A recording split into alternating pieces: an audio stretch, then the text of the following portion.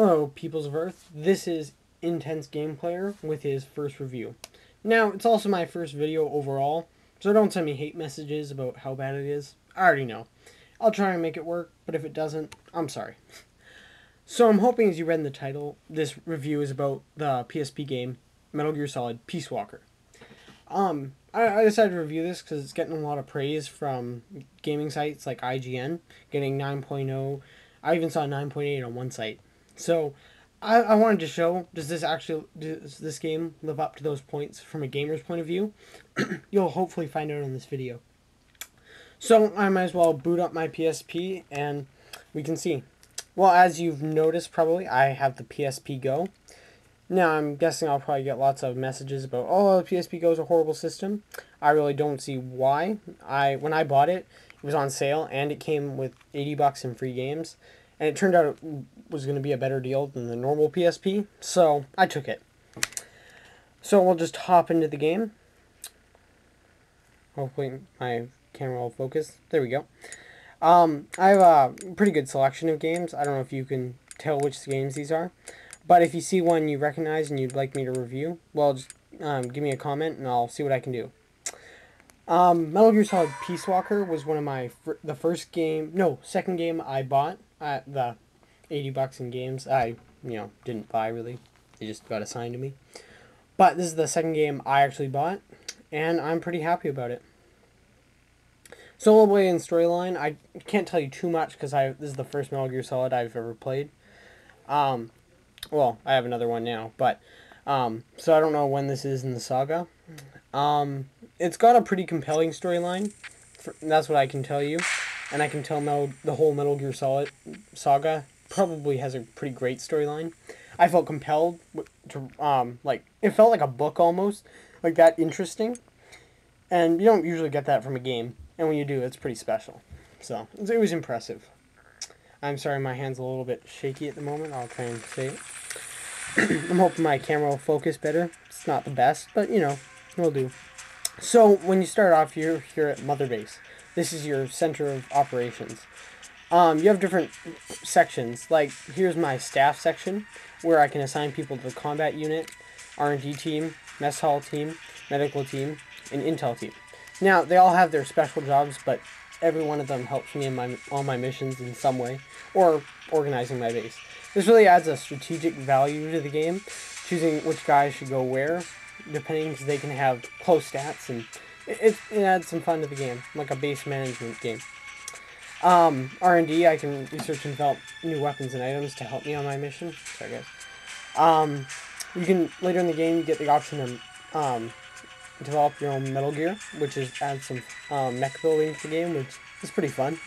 And there's a whole bunch of other ones. Lots of ad hoc features, a few internet features, but no online play, which is kind of a bummer. So I'll show you some gameplay from a mission. Yeah. Oh, and when I bought this game, it was about $40. I think it's cheaper now, so you guys, it's a better time to buy it, I guess. So in the way of gameplay depth, there are a lot of missions. I'll show you, this is just the main ops. This is the storyline. So these are all very cool missions. Like, it's not, I wouldn't say it's the most I've ever seen in my life, but that's a lot of missions. Anyone will have to agree. Well, during that and after the single player, you unlock extra ops, which really add to the gameplay. There are a whole bunch of different little missions that have nothing to do with the storyline, but really add to the gameplay. I've got 128 unlocked, and I'm pretty beast that I've got 127 completed. This is the only one I don't have completed because it's so hard. So, it'll keep you playing for a long time, and you'll want to unlock all the levels and get all the weapons. It's really deep in replay value. So I'll jump into an early level in the game. I probably won't do too well because I can't play very well from a camcorder screen, but I'll give it my best shot. So this is mission prep. This is before a mission. You can decide what character you want to be. I'm usually Snake because he's just cool like that, but you can be characters you've captured in other missions, and they can have better stats than Snake. He's not like the best. He's just a good default character. You can also choose a suit, like if you want him to be like, stealth suit, which is, total spy, or combat ready. I'm going to actually go right now with fatigues, which are kind of right in the middle. They've got decent defense and decent everything, like right down the middle. So there's a big list of weapons in this game. This is one of my things. I'll just zip quickly through. There are a lot of weapons. I don't actually have time to go through all of them, but there are a lot. So I'll just take the mate M16, and I'll take a tranquilizer gun with me, which is helpful for keeping guys alive. So I'll just jump into the gameplay. I'll try and get my camera to focus well, but I don't know how well that'll work. It's not the best, but maybe I'll get a new one day. It does have substantial loading times, and then in levels there's loading times, but it's not horrible. You won't be complaining. So I don't know how well you can see. It doesn't look too good, I guess. But the graphics are amazing for a portable. I would give these a 10 out of 10 for graphics. Very impressive. These are I don't have a PS3, but I have a PS2. I have a Wii. I guess that really doesn't matter in the game. Nah.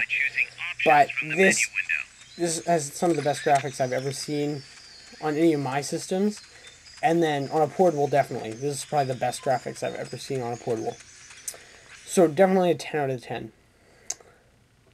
While it's loading, I'll show you a little bit. This is to aim and view the camera. Different buttons to switch items and weapons. Move. This is to go into aim mode, so you can go in. And then R is to do CQC, close quarters combat, when you're close and out of aim mode, and to shoot when you're in aim mode. So I'll just show you a little bit of the gameplay. Now this is obviously a stealth action game with a little bit of shooting thrown in. I don't know if I'm hoping you know that, but if you don't. So one thing I do have to admit with the gameplay, it being a stealth game, it allows you to use guns way too often and for way too many things. Like I'm going to use guns just because I want to show you a little bit of how it looks in the game. But it should really there should be portions of the game where you can't use guns. Add a little bit more depth to the game. Yeah, I know I got caught. I can't play on this. But yeah, you're allowed to use guns for everything, which makes the game a little bit too easy in my opinion. But it does satisfy the stealth sometimes. For sound, I would give this again a 10 out of 10. Everything's voice acted, so it sounds amazing. I also the gun sounds are amazing, and really just overall it has great audio. And I guess in depth, I again give it a 10 out of 10. I know this is kind of lame for, it's kind of